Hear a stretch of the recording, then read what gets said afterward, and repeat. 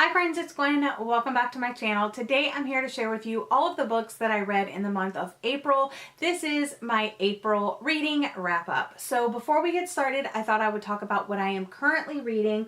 I am currently reading Dark Matter by Blake Crouch. This is a thriller novel that also seems to have some sci-fi possible elements woven in. I really don't know that much about the plot of this book. I like to go into these type of books a little bit blind as to the plot. I am only on page 36, and yeah, I wasn't expecting to take the turn that it did, but all of a sudden it took this weird turn and I'm having to like reframe my mind before going forward. Another book that I didn't read cover to cover, I'll talk about that one next, is this Discovering Your Personality Type by John Richardson Riso and Russ Hudson. This is the book that I picked up to take my Enneagram test, and I did take the Enneagram test and I read about my type. I'm type 6, which is the loyalist, and it could also be the troubleshooter. But yeah, so basically I just got this for the test. I really didn't need to know how to take the test. It talks a lot about that and instructions and so forth. So I basically like took the test and then I read about my type, and I pretty much got all that I think I want to get out of this book. Now let's go ahead and jump into the novels that I did read, like the whole book. So the first one that I finished this month was The Kind Worth Killing by Peter Swanson. This is the first Peter Swanson book that I've ever read, and he's a highly recommended author since I like thriller books. And I wasn't like blown away by this book, and I don't know why. I think it's kind of like, first I will say that the beginning is very kind of slow and you just like don't know what you're getting yourself into. But then this book is broken up into like 3 different parts. So the first part is very slow and each part is narrated by a couple of different narrators. And I was kind of settling into the narration, but then that part ended and my mind was blown. About these 2 people that meet at an airport lounge, like before they get on the actual plane, and they kind of confess secrets about each other, and the guy kind of jokingly says like he wishes he could kill his wife because he tells the woman that he wishes he could kill his wife. He tells her the story about how he basically spied on his wife and their house contractor, and they were having an affair, and she says, okay, I'll help you do it. So it kind of just goes on from there. But it does have an animal scene in it, but I'm kind of conflicted about the animal scene. You guys know that I love animals, and I always mention animal scenes because it can really, like, if you love animals so much, it can just really kind of ruin a book. But this animal scene, even though it's very graphic and like, I don't know if it needed to be in there, the main character that's dealing with the animal and the animal scene that happens, she's like protecting her animal, so she has to do something to another animal to like protect her animal. So I don't know how I quite feel about that. I think just the whole part could have been left out and it wouldn't have impacted the novel at all. So I don't even see the point of putting it in there in the first place. But so I did rate this 4 stars, but like I said, and I even wrote on Goodreads, that a slow start and a slow read overall. So even though crazy stuff was happening and you would think for everything that was packed into this book, it would have been a little bit more action packed and a little bit more like thrilling, heart pumping, edge of your seat. And it just kind of never was. It was just all kind of one note. So that's the reason why I rated it 4 stars instead of 5 stars. The next 2 books that I read were Six of Crows and Crooked Kingdom. And I've talked a lot about these this month, so I don't want to spend too much time on them. However, I did want to give you like my full in-depth thoughts right now. So Six of Crows I read before back in 2016, and I rated it like 3.5 stars. And I just thought, for it being pitched as a heist novel, the heist portion is such a small portion of the actual story, and I think that is what distorted me to the story. Plus, I'm not a huge fan of Leigh Bardugo's writing. However, I absolutely loved Crooked Kingdom. So maybe her writing's getting better, or maybe I'm just understanding the world more, because you guys know I don't read a lot of fantasy. So the second time around was much better. However, the heist portion, still, it doesn't change. The heist is a very small portion of this actual book and what it stands for. That's the main plot line that they have to go on this heist and do this heist, and then, you know, then that's the mission accomplished basically. But it actually sets up a whole portion before. It's introducing the characters and kind of the world they live in and how they are living and how this world works, and just kind of like, it really sets like the environment. And then the main character is putting his crew together. Kaz, he's my favorite character from the duology by far. I just absolutely love him as a character, and all the like unique small things layered in his character and character arc. But yeah, I love Kaz Brekker. And he puts together a crew, and you're meeting and kind of, you know, joining alliances with these different people and stuff like that. So on reread, I rated it 4 out of 5 stars. So I did go up like a star and a half. And I think that's just because it was a reread. So I was familiar that the heist wasn't a large part of the story. So the second book, I'm really glad that I decided not to unhaul it, to give it one more chance, and Fantasy-a-thon was the perfect time to do so. It's quite a chunky book, and I think what would have helped the duology pacing wise would have been to split it into a trilogy. I'm kind of glad it wasn't a trilogy, because like, who wants to buy 3 books? But at the same time, these books go through such periods of really high stakes, and then a large portion is kind of boring, and then really high stakes, and then a large portion is boring. I think if it was balanced out between 3 books, it wouldn't have been as bad. Another thing that was unbelievable to me about this duology was the ages. I think the main like gang was like between 16, like Inej, I think she was 16 and Kaz was 18.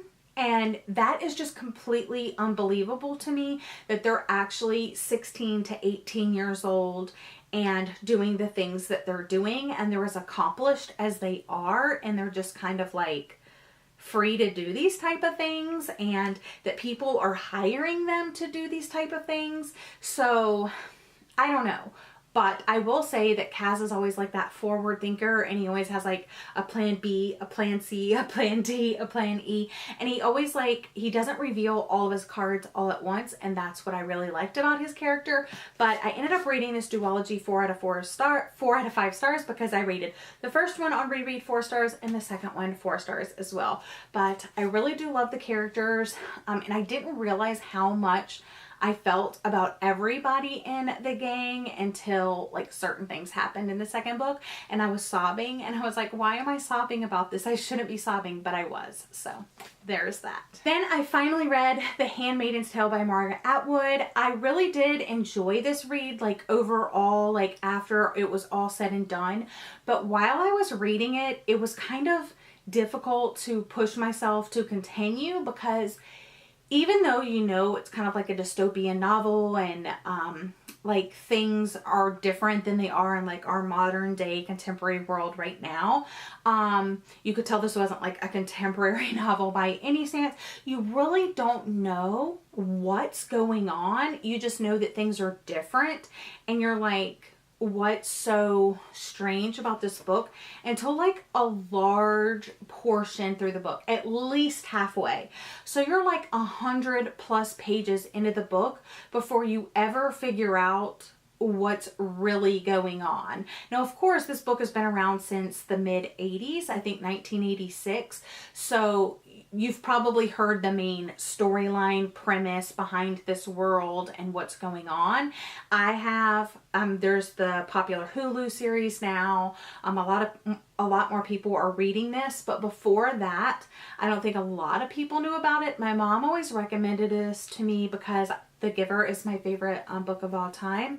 And I could see why she thought about this book, but they're so completely different. However, I did enjoy this overall. I just wish that we kind of would have known what was going on a little bit more in the beginning, rather than having to wait so long to get to the like main plot line. So I ended up reading it 3 out of 5 stars. Okay, and then I read Restore Me by Tahara Mafi, and this was my first 5-star read of the month, and I was so happy that I read this, because I had been putting it off for some reason. Not sure why. I think because people were saying that were fans of the original trilogy went into this and they weren't loving it as much. They said that like they didn't see it like fitting together. It has been a little while since I've read the original trilogy and a couple of the novellas. However, I loved this. I rated it 5 stars.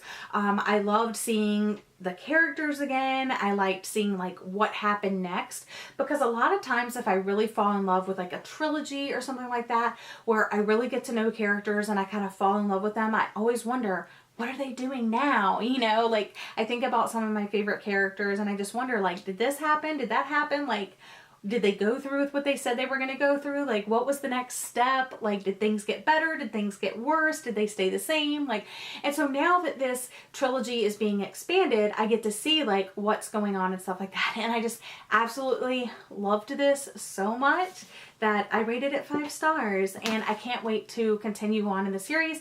I know there's some more novellas out, I believe, and I think there is the next book is out. I finally finished my little calm book that says I Want to Be Calm by Harriet Griffey, and I've talked about this several times before, but this book is just, it was one of those books that I got to like improve myself in the new year, and I'm so glad I picked it up. I got it on the Anthropology site, I'm pretty sure, and I just love the coloring and the size and how I was able to like pick it up, read a chapter, put it down. So I basically started this in January and I'm just now finishing it up because I would just like pick it up from time to time.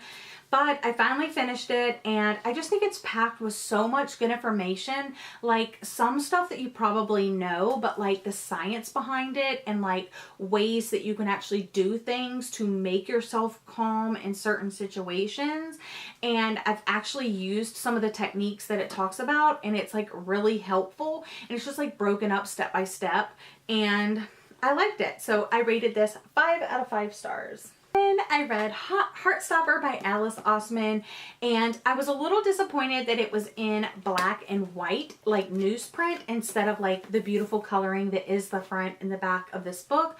But it doesn't take away from the story at all. And like I said in my reading vlog, I think it was my Owls reading vlog, I definitely think you should check out Own Voices Reviewers, because this story is centered around 2 boys that meet, become friends, and fall in love. And obviously I can't speak to that, how important that is, or the actual like believability of the story, but from my perspective, I thought it was absolutely adorable. It was just, I don't know, it's just one of those stories that is like so cute and it goes so fast. So, and where it ended, I was just like so sad, but it did have like little side characters, and I hope we get to see them a little bit more. And then in the back, it had just like some really great like journal entries, mixtape, little info cards and stuff like that.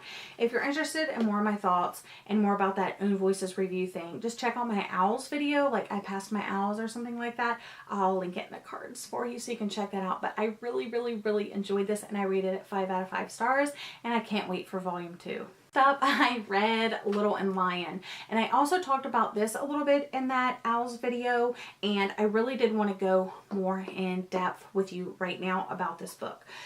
So basically, I think this like rolled into one all over. Like my overall feelings is it tried to do too much. And I know like as readers and as a community, we always say we want to see diversity. There needs to be more diversity. It's important to have diversity, and like we want to see this and we want to see this and we want to see religious things and we want to see cultural things and we want to see like people of color and we want to see, you know, different mental illnesses tackled and we want to see all this. But like this book tried to do all of that, and it was too much.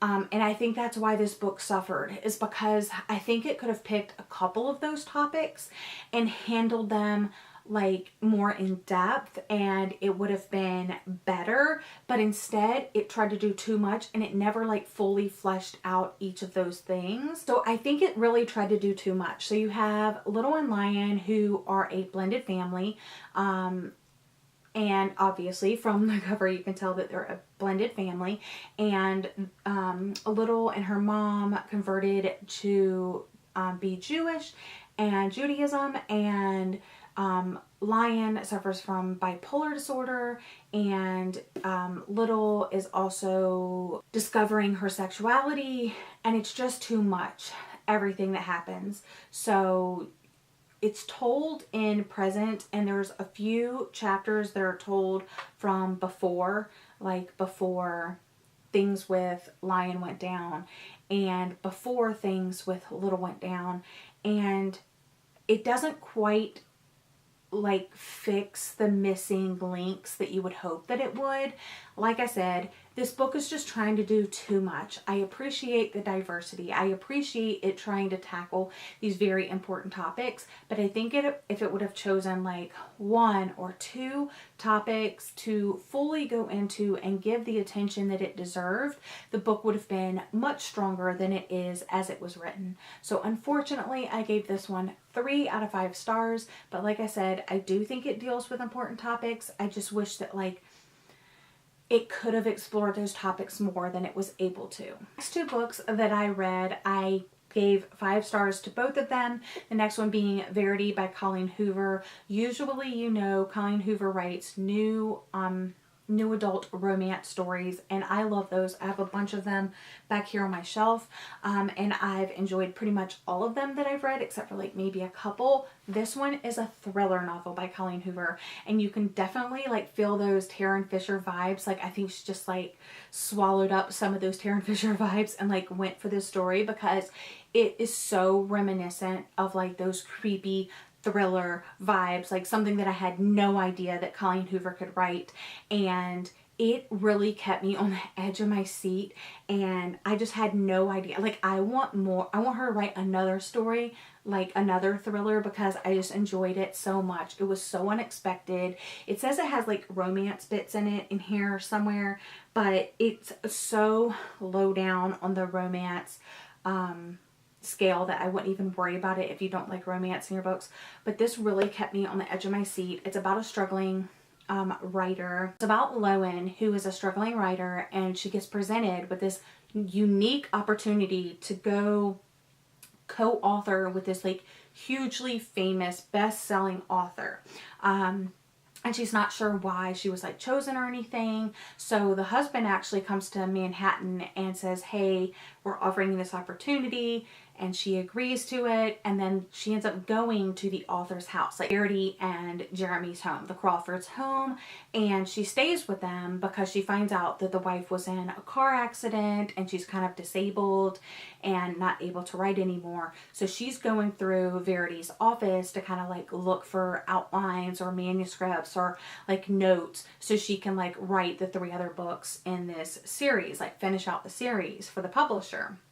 And while she's there, like weird things start taking place, and it's just so creepy and so good. That's why I gave it 5 stars. Highly recommend. So even if you don't like Colleen Hoover's other stuff, and I know I have said this before, I think this is just totally outside the box for her, and I absolutely loved it. And the last book that I completed this month was Serious Moonlight by Jen Bennett. You guys know I love Jen Bennett. I've read all 3 of her other contemporary stories, and I rated each of them 5 stars. And I just love this because it's so different than the other ones, but the strong elements like the writing, the like characters, the diversity, the quotes at the top of the page. Okay, so obviously the neighbors are out there with their dogs. My dog's going crazy. So there's a lot of strong elements in here. Characters, characterization, friendship, family, just the world that it's set in. Now I will say, like at the beginning of this, I was totally confused because I thought it was going to be set in Seattle. So I was thinking like coastal town, you know, vibes. But in the very beginning, so Birdie in this, her Aunt Mona, seemed so much like the aunt or the aunt from Dumplin'.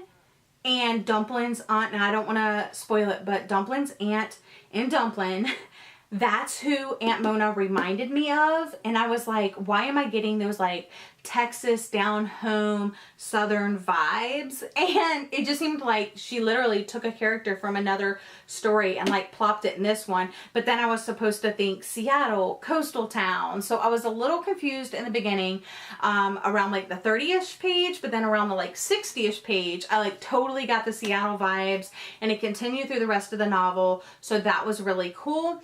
I liked how I pretty much think this was like a total 5 stars for everybody that possibly reads it. The only thing that I have like a complaint about, now you have to remember, I still gave this 5 stars, and they're strangers and they have this awkward encounter, and it, after knowing the characters of Verity and Daniel, it's so out of character for them that I just don't understand how it happened, and it doesn't make sense to me. Like, if maybe they would have kind of stayed the same from that, but like knowing them as well as I feel like I know them now, it just seems way out of character. Like, I don't even know why that had to be in there. Like, couldn't they have done something else? Like, I don't know. But what happens is they have this awkward encounter at the Moonlight Diner, and then Verity is getting her first job at this like hotel, this historic downtown hotel, at the graveyard shift, and she ends up being co-workers. One of her co-workers is Daniel, the guy that she had the awkward encounter with.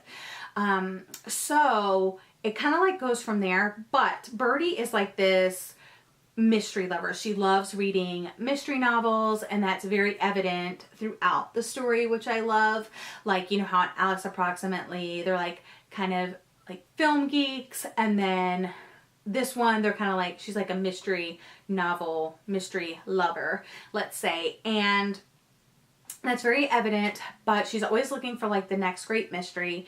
And Daniel tells her, well, I know a mystery that we can solve in the hotel. Like, are you down? So she agrees, and it just kind of goes from there. But there's so many things handled in here. I will say trigger warnings for like attempted suicide, for depression, for drug use, and I think that's it. Also, Verity suffers from narcolepsy, and that's like a big part of it as well. But I just overall think it was done really well. It was laugh out loud funny. It had like really sad moments. It had really like happy moments. And Daniel is just like the sweetest guy ever. Like, you can just tell when he gets in a relationship with someone, like, he wants to do it right.